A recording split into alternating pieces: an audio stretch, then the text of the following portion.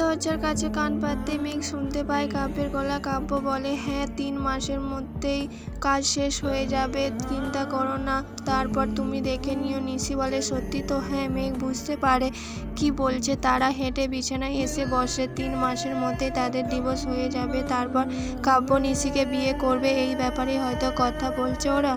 আর দরজার বাইরে নিশি বলল, তুমি শিওর 3 মাসে প্রজেক্ট শেষ হবে? কাব্য বলে, দেখো যে গতিতে কাজ চলছে 3 মাসে শেষ হবারই কথা, আর না হলে আমি দেখব, আর যদি হয় তো তুমি দেখে নিবা।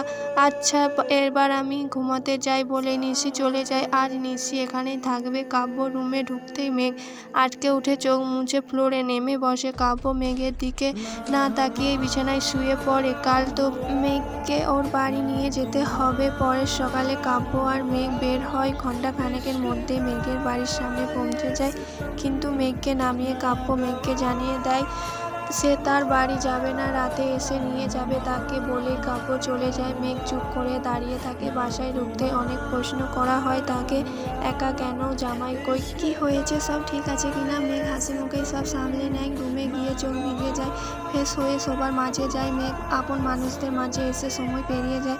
রাত 10টা, এখনও কাব্য আসেনি। মেঘ বারান্দায় গিয়ে দাঁড়িয়ে আর রাস্তার দিকে তাকিয়ে আছে কাব্য আসে কিনা। হঠাৎ দেখে কাব্য এসে দাঁড়ায় বাড়ির সামনে।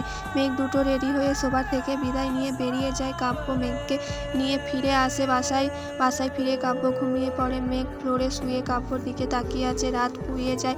সকালে ঘুম থেকে উঠে দেখে কাব্য নেই। ফ্রেশ হয়ে বেরিয়ে দেখে কাব্য আর নিশি নাস্তা বানাচ্ছে। কাব্য নিশির প্রতি এত যত্নশীল কেন? মেঘ কিছু বলল না। কাব্য আর নিশি নাস্তা বানিয়ে আনিয়ে আসে। আজ কাব্য নাস্তা করে নিশি আর কাব্য বেরিয়ে অফিসের জন্য। মেঘ জানালা দিয়ে তাকিয়ে থাকে।